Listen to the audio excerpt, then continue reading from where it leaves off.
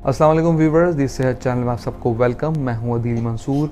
हमारा आज का टॉपिक है अश्वगंधा के फ़वाइद।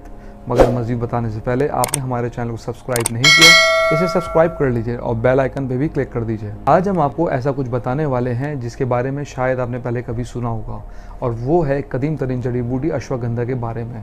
इस कदीम जड़ी बूटी को एडाप्टोजन के तौर पर शुमार किया जाता है। मगर ये एडाप्टोजन बेसिकली है क्या? दरअसल इसका मतलब है ये आपके स्ट्रेस को कम करने में मददगार है। आपके दिमाग और जिस्म दोनों के लिए ये बहुत मुफीद है।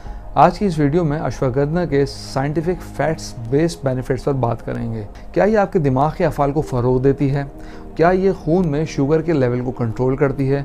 और क्या ये स्ट्रेस और एंजाइटी में भी बहुत मुफीद है? इन तमाम क्वेश्चंस के जवाब आपको इस वीडियो में मिलेंगे। ये एक कदीम हिंदुस्तानी जड़ी बूटी है जिसका इस्तेमाल 3000 सालों से हो रहा है। अश्वगंधा का पौधा भारत और शुमाली अफ्रीका से ताल्लुक़ रखता है। इसकी जड़ और इसकी पत्तियां दोनों ही दवा के तौर पर इस्तेमाल होती हैं। अब हम आपसे इसके फ़वाइद के बारे में बात करते हैं।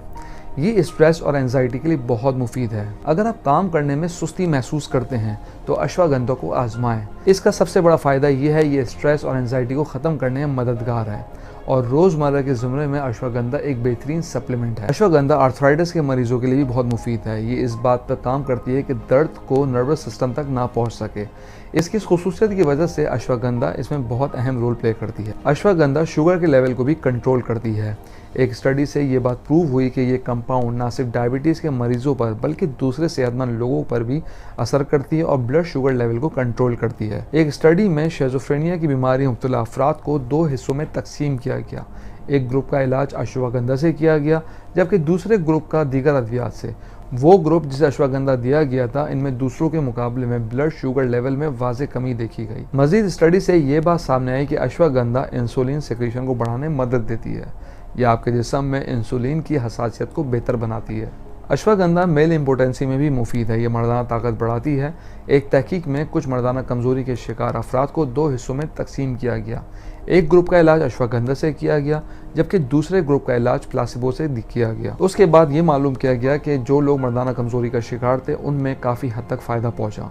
रिसर्च के इस मुताले में खून में एंटीऑक्सीडेंट्स में इजाफा पाया गया जबकि दूसरी तहकीक में यह भी पाया गया कि इनका स्पर्म दूसरों के मुकाबले में काफ़ी बेहतर क्वालिटी का था और इनके खून में एंटीऑक्सीडेंट्स के लेवल की तादाद में काफ़ी इजाफा हुआ था। जबकि 14% अफराद की फीमेल पार्टनर्स प्रेग्नेंट हो गई थी।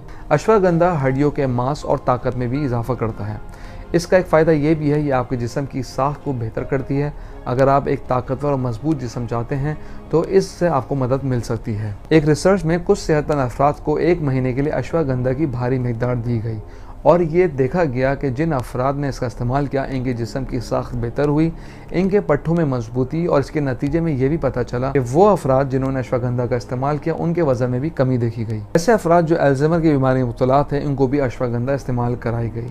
तो इससे ये साबित हुआ जब लोग अल्जाइमर से गुजर रहे होते हैं तो दिमाग और उसके दूसरे हिस्सों को पैगाम पहुँचाने का निज़ाम ख़राब हो जाता है। मज़ीद तहकीक से ये साबित हुआ कि अश्वगंधा के इस्तेमाल से इनकी परफॉर्मेंस बहुत बेहतर हुई। अश्वगंधा कोलेस्ट्रॉल और ट्राइग्लिसराइड में फ़ायदा देता है।